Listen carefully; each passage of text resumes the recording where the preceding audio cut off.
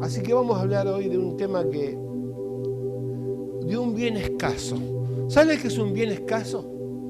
Algo que no abunda. Por ejemplo, el dinero. Usted no tiene todo el dinero que quisiera tener, ¿no es así? Para hacer todas las cosas que quisiera hacer, ¿no es así? Amén.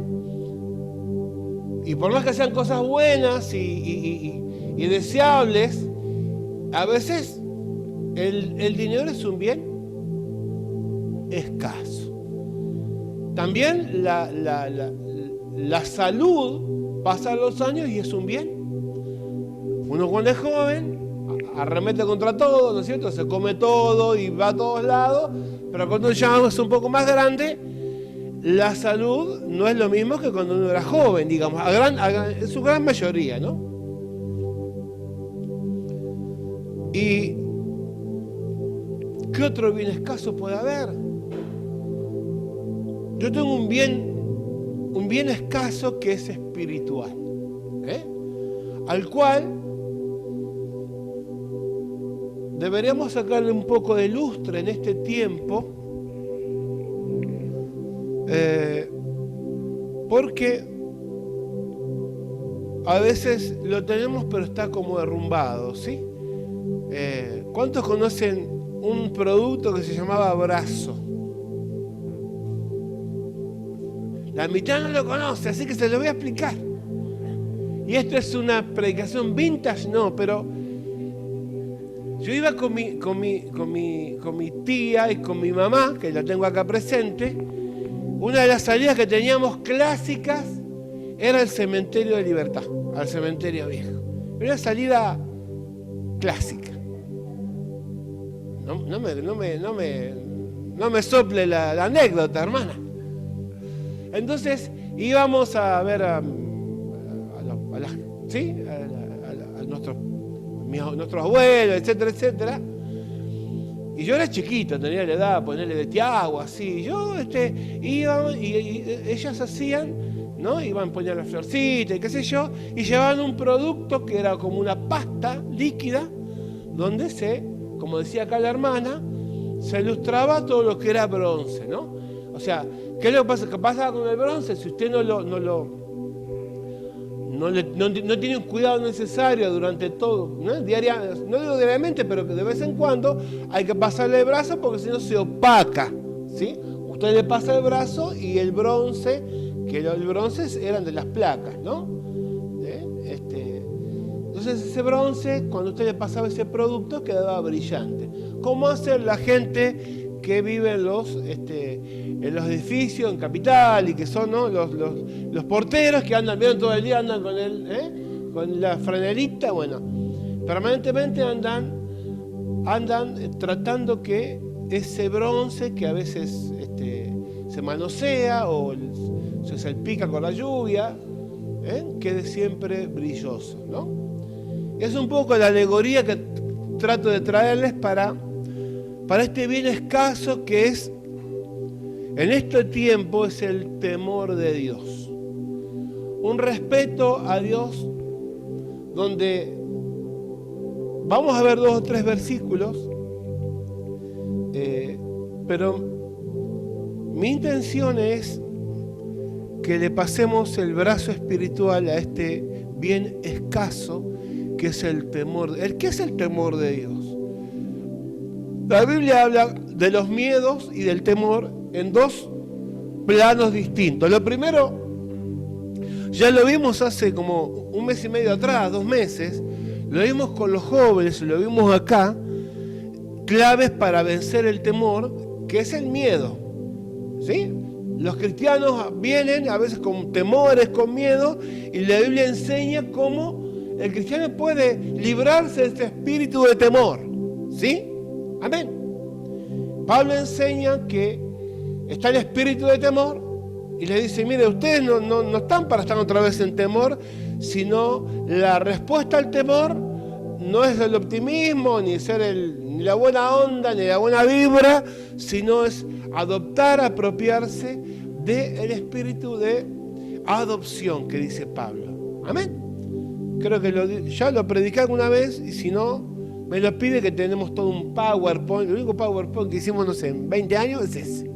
Amén. Lo segundo, o digamos, el segundo ítem, o digamos, arista que la Biblia trata del temor, es el temor al Señor, que no es el miedo a Dios, sino un respeto por quién es Él. Amén. Un respeto que solamente le concierne o está dentro del ámbito del creyente, no de aquel que no conoce a Dios, porque el que no conoce a Dios no lo respeta, ni le obedece, ni le sigue, ni le importa un comino de Dios. Amén. Ni de sus principios, ni de sus valores. Y por más que tenga una apariencia religiosa, ¿sí?, que diga, sí, me gusta la iglesia, tengo una Biblia, me regalaron un tratado, la verdad es que si no nació de nuevo, no puede ver a Dios, ni todo lo que eso implica. Así le dijo Jesús en Juan capítulo 3 a Nicodemo, una persona honorable, bien intencionada, religiosa, un buen padre de familia, pero le dijo, mira, si vos no nacés de... ¿Está bien esto? Sí. Si vos no nacés de nuevo, no vas a poder ver el reino de los cielos. Por ende, el temor a Dios es un bien apreciado por Dios, porque el proverbio nos enseña de distintas maneras que Él nos puede enseñar acerca del temor de Dios. Le dice, mire, hijos míos, vengan a mí, el temor de Dios os enseñaré. Le habla a los hijos, no le habla a otros. Pero la importancia que el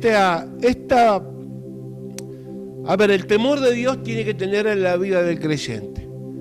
Es una introducción un poco extensa, pero la quiero decir porque el que no es cristiano, no tiene esto que vamos a leer ahora.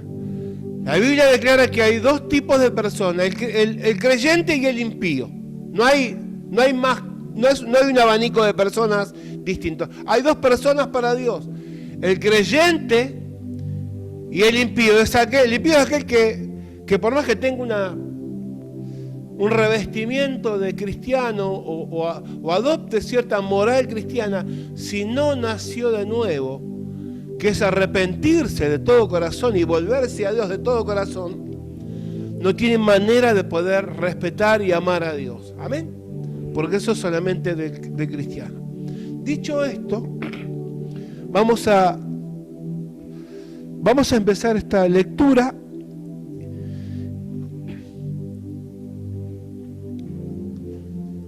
Y vamos a buscar en Romanos 3 como primera lectura, y vamos a tener varias lecturas. Así que si tiene Biblia, es bueno que la podamos leer en esta mañana. Romanos capítulo 3, para dar la base a esto que te quiero decir.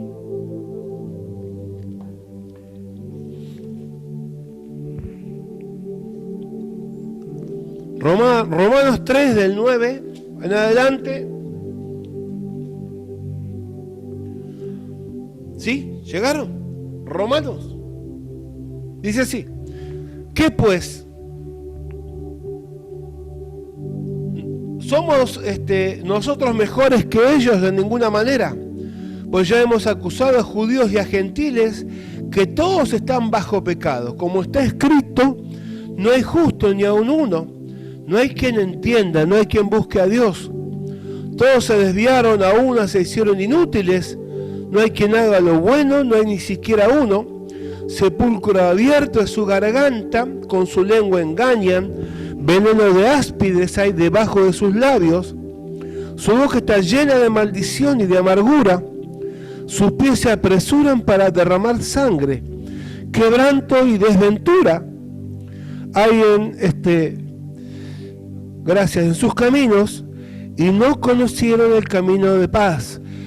Versículo 18 subraya, dice, no hay temor de Dios delante de sus ojos. Es decir que no se trata, acá Pablo está argumentando que tantos judíos, su pueblo, aquellos que tenían la palabra, la ley, las promesas, pero que en el desierto aborrecieron a Dios y se apartaron de Él, por decirlo de alguna manera, todos están bajo la misma esfera de vivir lejos de Dios, de ser incrédulos, de estar fuera del alcance de la salvación. Por eso los trata como tales en este sentido y les dice que en ellos no hay temor de Dios. Amén. Entonces el impío, la gente que no tiene a Dios, sea judío, sea argentino, sea católico romano, aún sea creyente con un abanico con un perfil de creyente, pero no nacido de nuevo, la Biblia lo llama impío porque no hay temor de Dios delante de sus ojos. Amén. Salmo 36:1.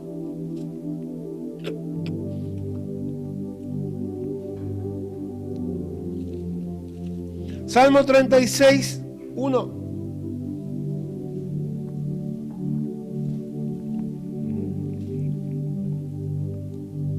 Todos vamos a poner base a esto porque es muy importante.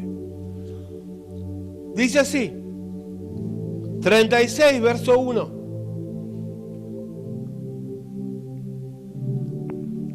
Dice así, escuche, la iniquidad o la maldad, ¿sí?, del impío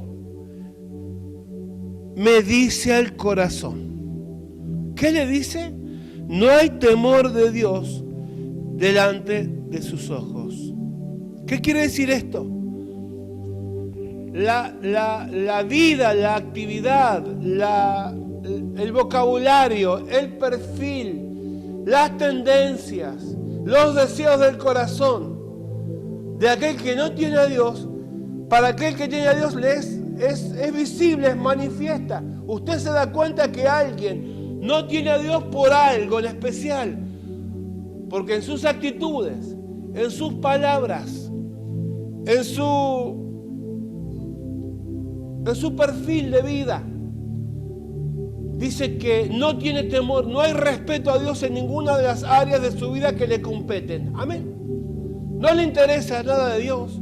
No respeta a Dios ni en su matrimonio, no respeta a Dios ni en su vida personal, no tiene en cuenta a Dios en su vida personal, ve cosas que a Dios le desagradan, participa de cosas que Dios aborrecen. Entonces, para lo que está diciendo el salmista, se está parando frente de alguien, de una persona, en realidad es el Espíritu Santo que inspira esto que está escrito, y dice, por lo que yo veo en esta persona, todo lo que lee, su mente, su corazón, su proyección, no tiene temor de Dios. Por tanto, para mí es un impío.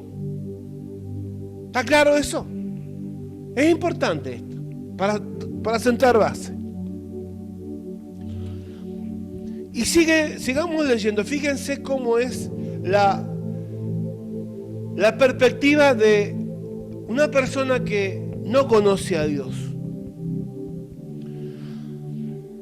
Dice, versículo 2, dice, se lisonjea. Lisonjear es, se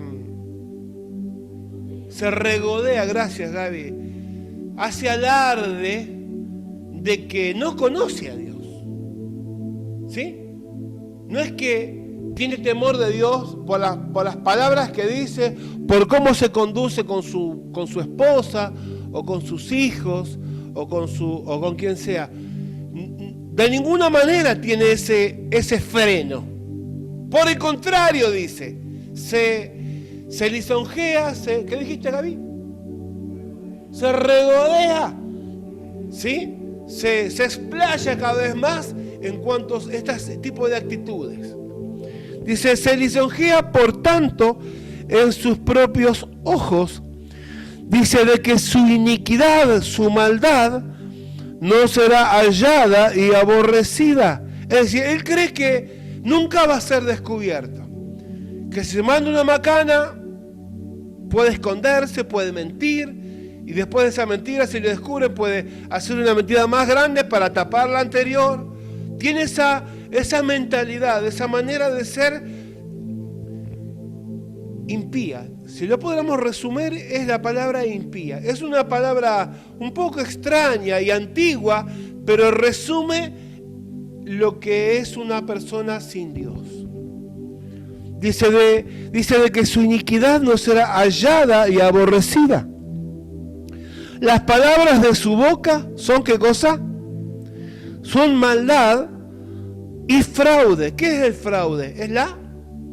Es mentira, ¿sí? Cada 2 palabras, una es mentira. ¿Sí o no? Sigo. Dice, ha dejado de ser cuerdo y de hacer el bien. ¿Saben cuál es el problema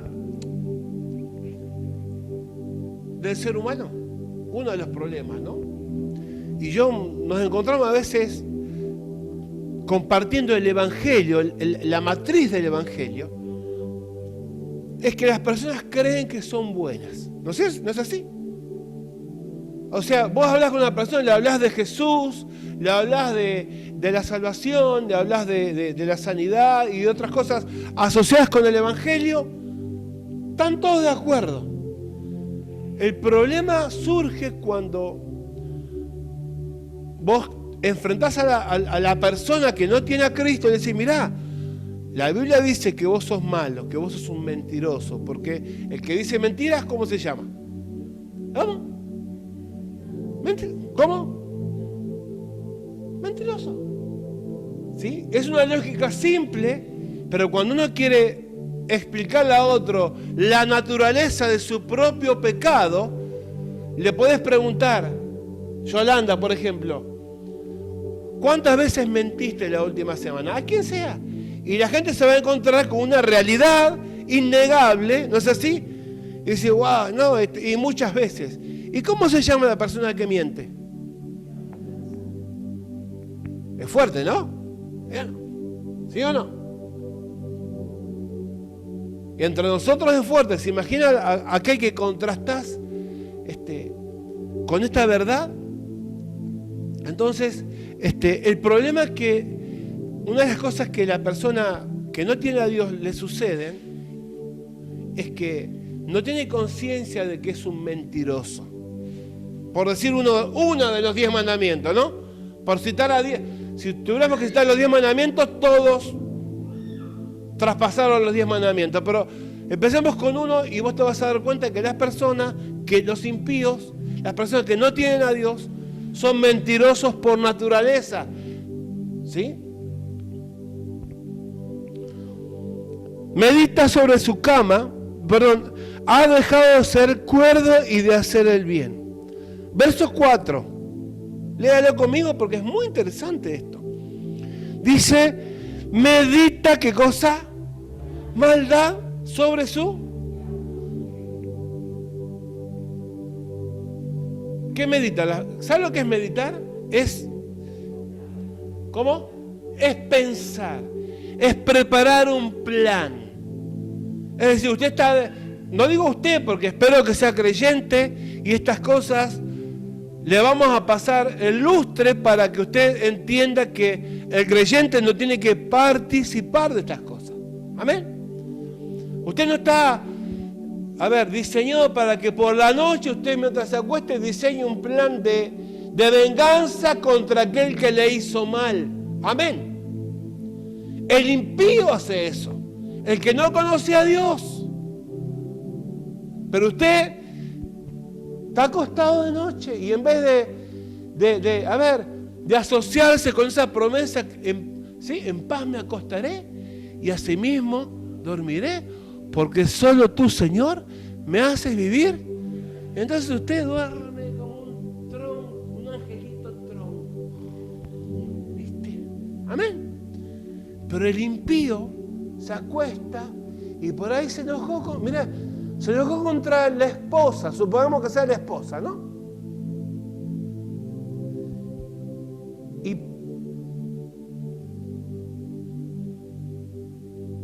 medita cómo poder vengarse de aquel que le hizo mal. Eso es lo que hace el impío. Y se acuesta y dice, pero yo tengo razón, y este me las va a pagar. Y este me las va a pagar. Y usted, aunque no lo dice con su boca, pero en su meditación, usted, espero que no, amén. La Biblia enseña que el cristiano dice, no se ponga el sol sobre vuestro. Hasta las 12 de la noche tiene tiempo para enojarse. A las 12 y 01 minuto tiene que estar el problema resuelto y haber perdonado a quien lo ofendió y con quien se enojó. Amén. Pero el impío que no tiene temor se acuesta en la noche y ve la manera de poder vengarse, devolver mal por mal. Y a veces eso es lo que sucede en las familias. Y por eso el temor de Dios es un bien escaso. Porque a la hora de ponerlo en práctica, somos más propensos a devolver mal por mal que decir, wow, son 12 menos 10 y todas estas cosas que vengo maquinando y pensando bajo el filtro del temor de Dios, esto no pasa. Amén. Por eso las amarguras, por eso el descontento en la vida, porque el cristiano es llamado a tener cuentas cortas, a vivir en el temor del Señor. Amén. Medita sobre su cama, está en camino no bueno y el mal no aborrece.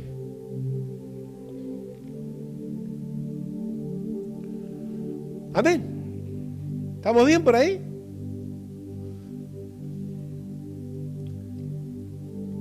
Salmo 53.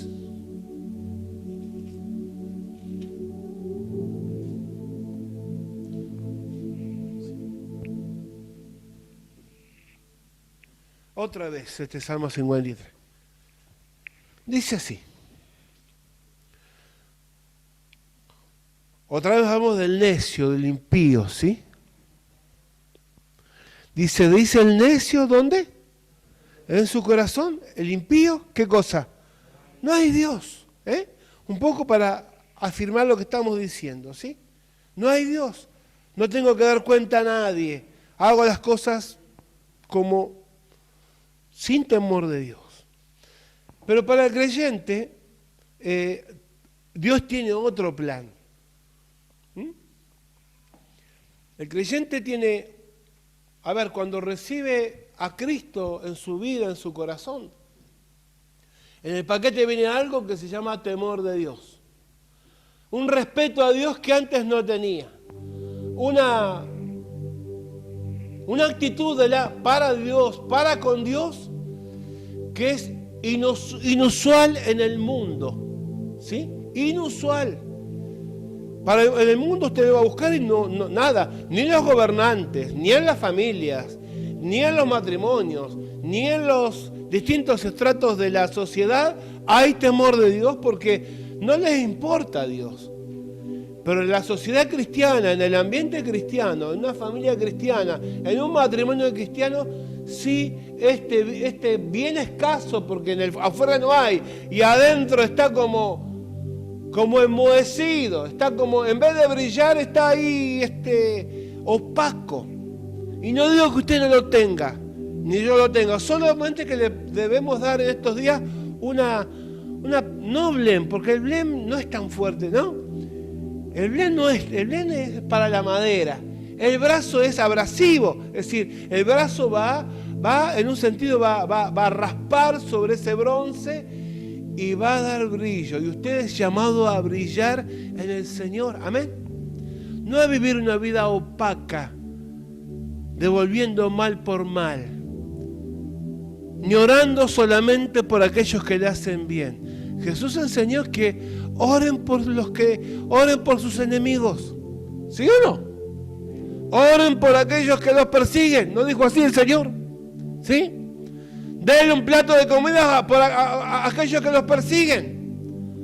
Dijo Jesús, pero ¿qué vivo? Si ustedes prestan a los que siempre le prestan, ahí no hay mérito. El mérito es que vos con un corazón sano, limpio, lleno del amor de Dios y del temor de Dios, le des un plato a aquel o hagas el bien a aquel que te hizo mal. Amén. Ahí es donde el temor de Dios, ¿por qué temor de Dios? Porque al tener esa actitud, la gente ve y Dios ve que vos lo respetás. Amén. Proverbios 8:13. Ahora sí vamos al punto en cuestión acá.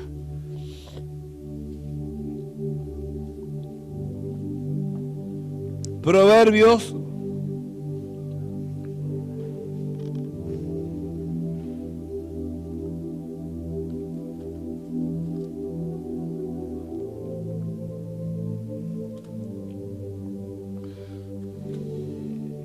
8:13.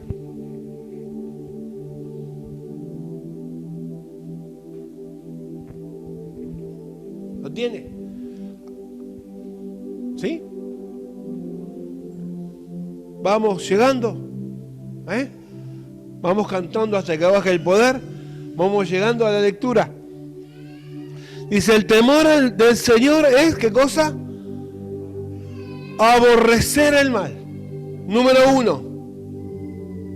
Segundo, aborrecer, ¿qué cosa? La soberbia. ¿Qué es la soberbia?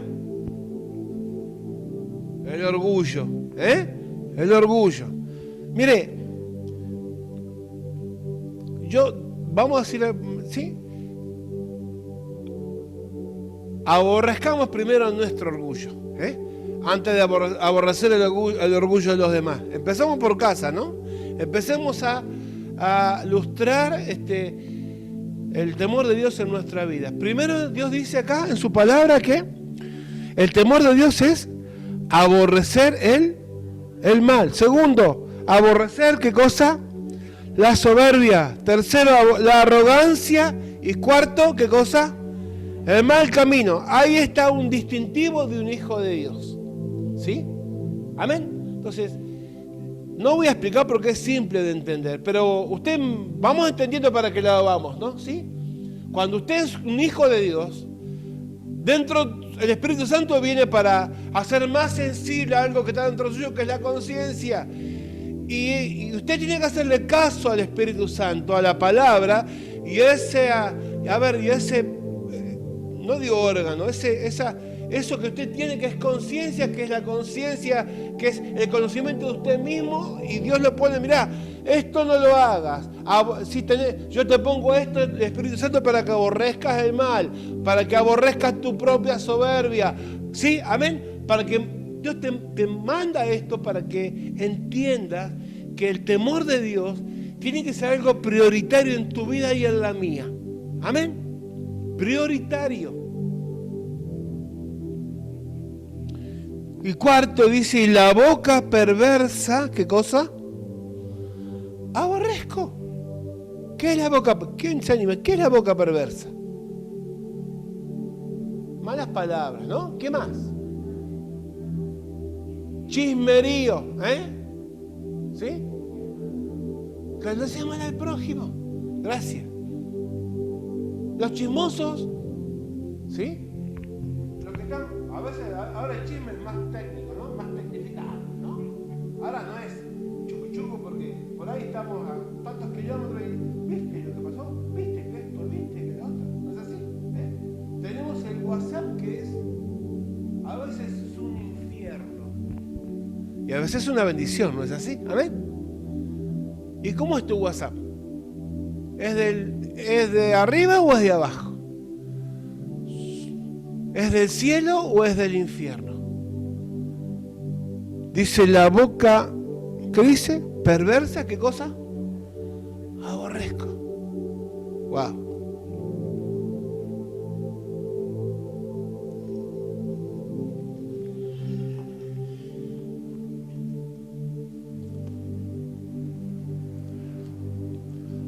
Génesis 20.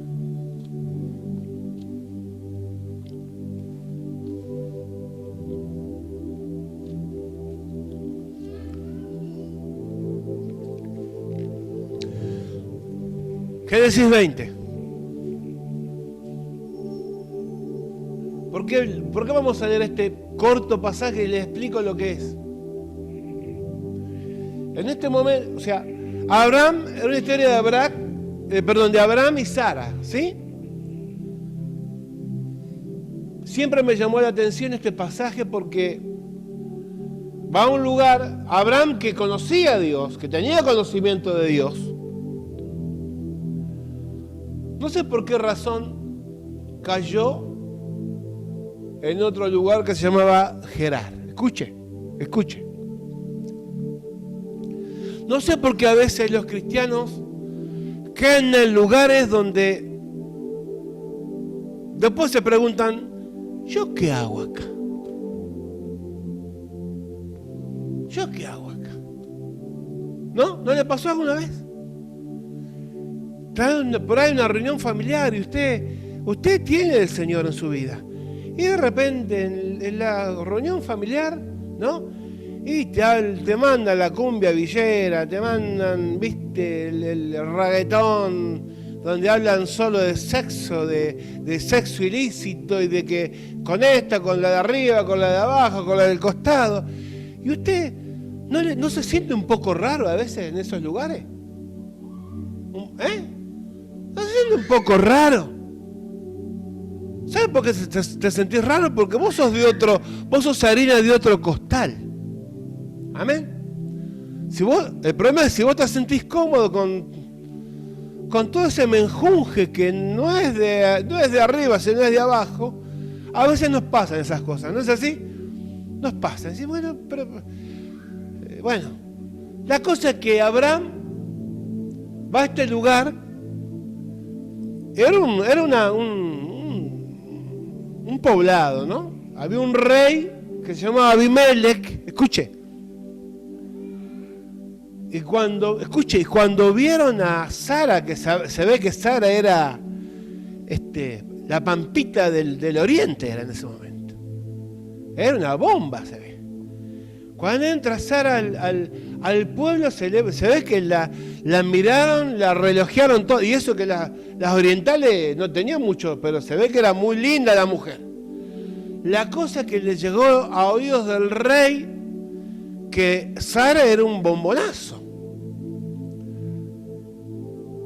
Y Abraham dijo, le van a preguntar, che, ¿esta quién es?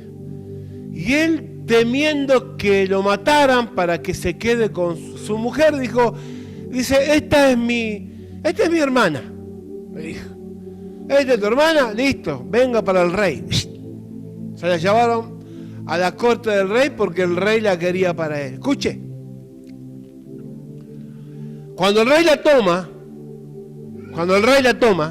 la está por... A ver, se la lleva, no sé si era un palacio o una carpa, no sé. La cosa es que se la lleva y antes de tocarle un pelo, Dios se le aparece en sueños al rey que se llamaba Abimelech. Y le dijo, si tocas a esta mujer, te mato a vos y te mato a todo tu pueblo.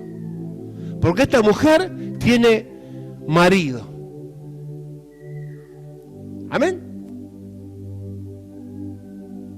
Y el rey dijo, pero a mí me dijeron que era su hermana. Sí, ya sé. Yo sé que vos actuaste honestamente y que le vas a tomar pensando que era la hermana, pero te advierto que no es la hermana, es la esposa.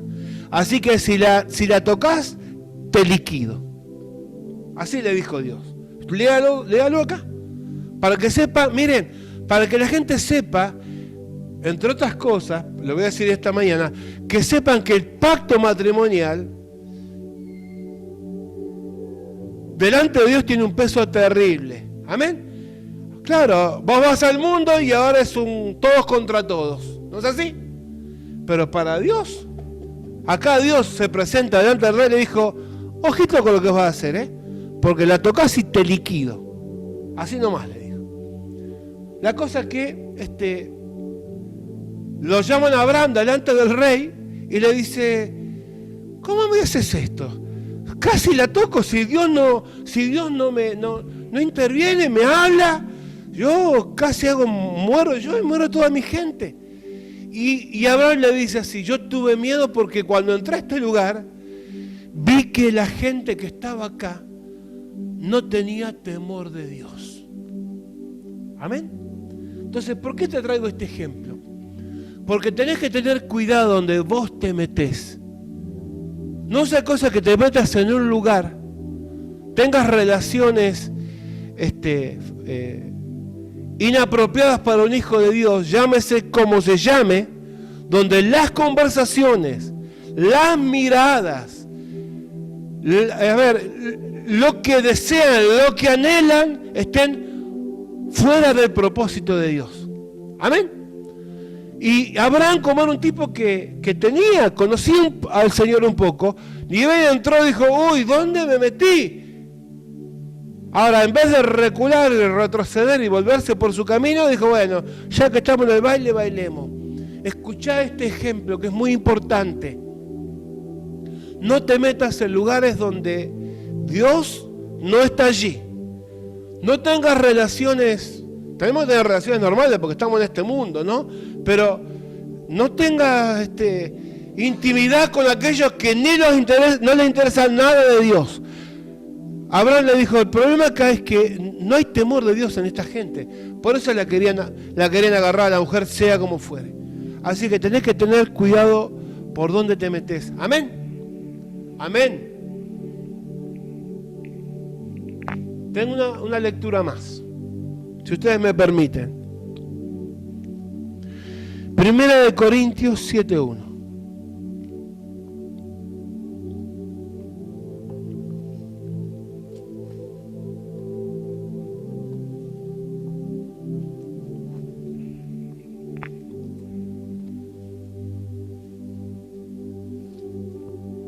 Ya estamos en la enseñanza que da Pablo. 2 Corintios dije, ¿no? Sí. Sepan disculparme, me puse mal los anteojos. 2 Corintios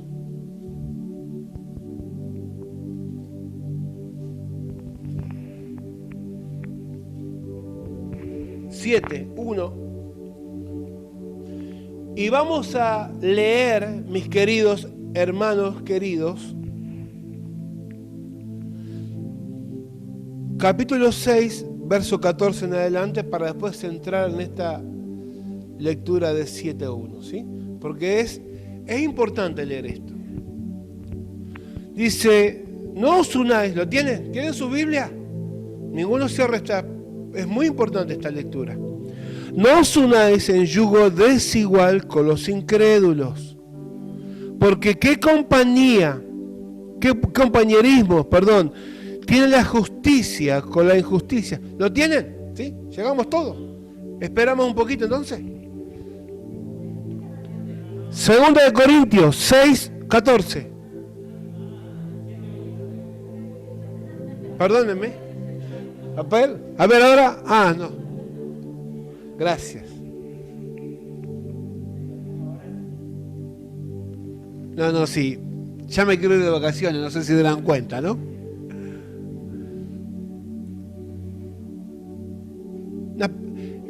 Miren, este pasaje algunos lo quisieran arrancar, hacer un bollito y tirar de la Biblia. Así nomás. Quisieran que este pasaje no existiera. Pero Pablo enseña este pasaje, es muy interesante. Dice, no os unáis, ¿sí? Ahora 6:14 ¿estamos? Muy bien. En yugo desigual con los incrédulos. Porque ¿qué compañerismo tiene la justicia con la? ¿Y qué comunión la luz con las tinieblas? ¿Sí? ¿Y qué concordia Cristo con Belial, o con Satán, ¿sí? O con Satanás, para que sepan bien cómo es la cosa. ¿O qué parte el creyente con el incrédulo? ¿Y qué acuerdo hay entre el templo de Dios y los ídolos?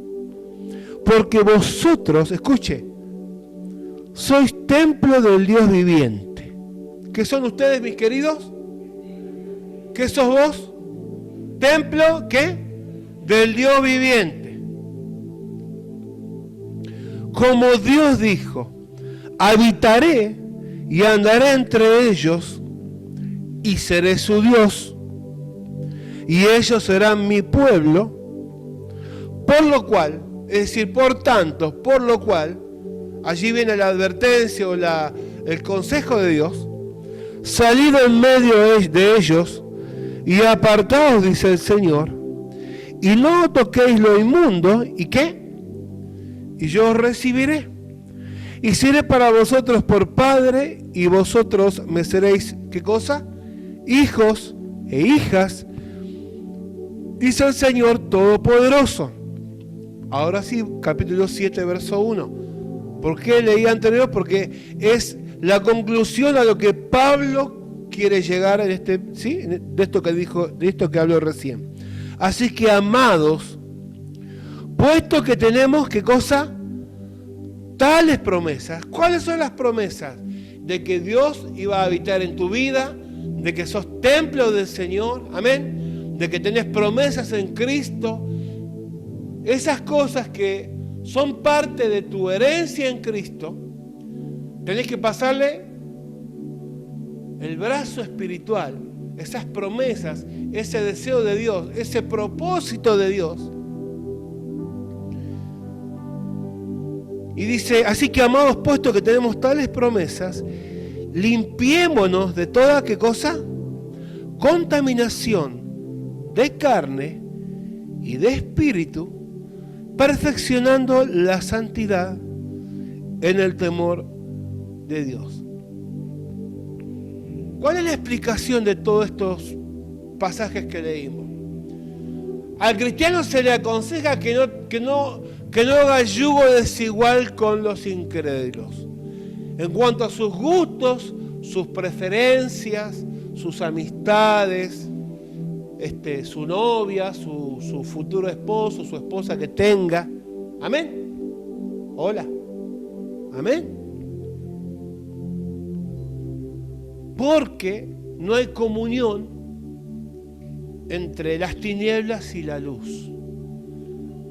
Pablo dice, entre Cristo y ¿quién? Y el diablo. Está claro como el agua.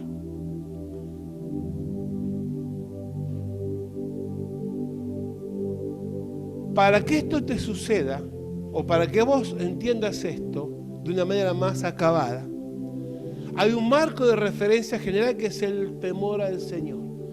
Dice, límpiense, ¿no? Dice el capítulo 7, de contaminación, y perfecciónense en la santidad que Dios les ha otorgado en Cristo Jesús. El mandamiento para el cristiano es sed santos porque yo soy santo, dice el Señor. Amén. Así dice la palabra de Dios. Esto, ¿y cómo usted puede lograr, digamos, este plan, este propósito? Teniendo el temor de Dios siempre delante de sus ojos. Amén. El respeto a Dios, un deseo de buscar al Señor, un tiempo donde, vas a tener la tentación, como le pasó a Abraham, de meterte en ciertos lugares donde Dios, decir, ¿qué hago acá yo? ¿Qué hago yo con estas amistades? ¿Qué hago yo escuchando estas cosas? ¿Qué hago yo? ¿Qué hago yo hablando este vocabulario? ¿Dónde me contagié este vocabulario?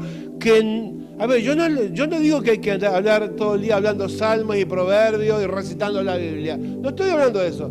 Pero estoy hablando de un vocabulario adecuado a un cristiano. Amén.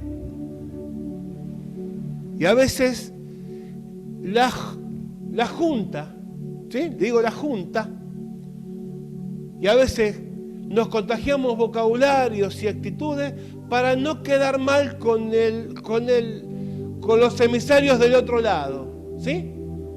Amén. ¿Se entiende lo que digo? ¿Se entiende lo que digo más o menos? Dígame, levanten la mano los que me entendieron. Algunos no me entendieron entonces.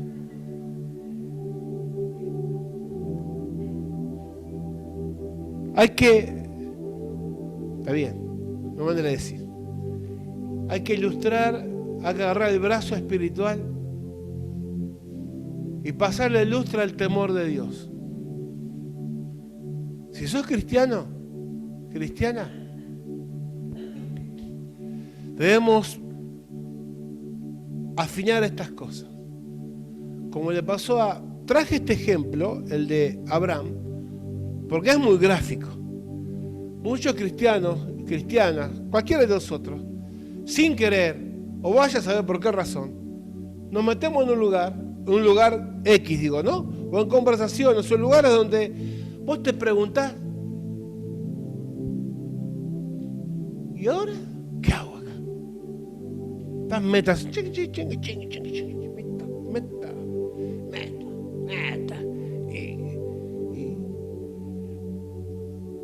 Y otras cosas más.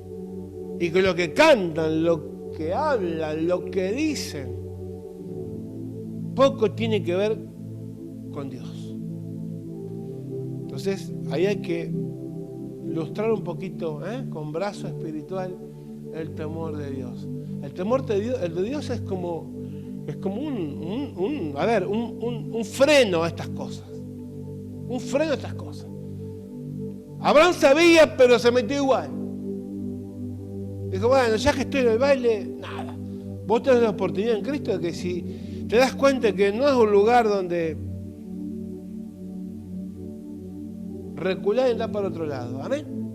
No sea cosa que te contamines. Porque acá dice el capítulo 7:1, dice, así que amados, puesto que tenemos tales promesas, ¿lo tiene? ¿Sí?